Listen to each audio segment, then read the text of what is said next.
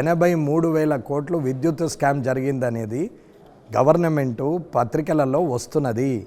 అది ఒక్క సంవత్సరంలోనో 5 సంవత్సరాలనో జరగలేదు. ఇది 18 సంవత్సరాలుగా 20 సంవత్సరాలుగా రాజశేఖర రెడ్డి గారు ఉన్నప్పుడు 2004 నుంచి ఇప్పటి వరకు ఉన్నటువంటి 20 నా స్టేట్మెంట్ క్లియర్గా ఉంటుంది. నా వీడియో మీకు పంపిస్తాను. నేను 20 సంవత్సరాల్లో జరిగిన అవినీతిలో ఒక చిన్న ఉదాహరణ.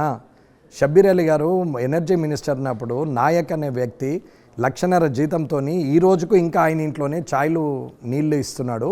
రేవంత్ రెడ్డి గారు మీరు మాణిక్య ఠాకూర్ గారు పోయినప్పుడు కూడా ఛాయ్ ఇచ్చిన ఫోటో ఉంది. నేను పోయినప్పుడు కూడా కాంగ్రెస్లో నేను పోయినప్పుడు కూడా అతనే టీ ఇచ్చేవాడు. ఏ ప్రోటోకాల్ మీద ఆయన దగ్గర పని చేస్తున్నారు? పబ్లిక్ సర్వెంట్ కదా ఆయన. అప్పటి నుంచి ఇప్పటి వరకు యావరేజ్గా 1,00,000 రూపాయలు జీతం వేసిన 2.5 కోట్ల రూపాయల స్కాము, 2.5 కోట్ల రూపాయల దుర్వినియోగం జరిగింది.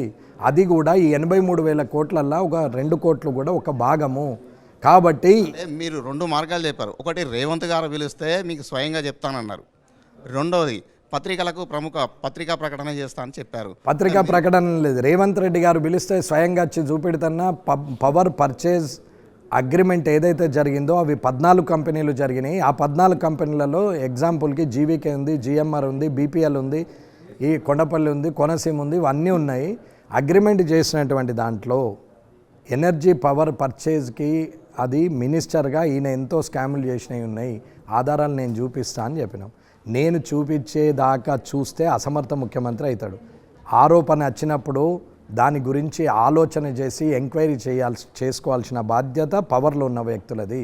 ఆరోపణ నిరాధారమైతే నాకే శిక్ష వేసినా నేను ఇప్పటికీ సిద్ధమే. మరిన్ని వీడియోస్ కోసం ఛానల్ ని సబ్స్క్రైబ్ చేయండి. లేటెస్ట్ అప్డేట్స్ కోసం వాట్సాప్ ఛానల్ ని ఫాలో చేయండి. అండ్ లింక్ డిస్క్రిప్షన్ లో ఉంది.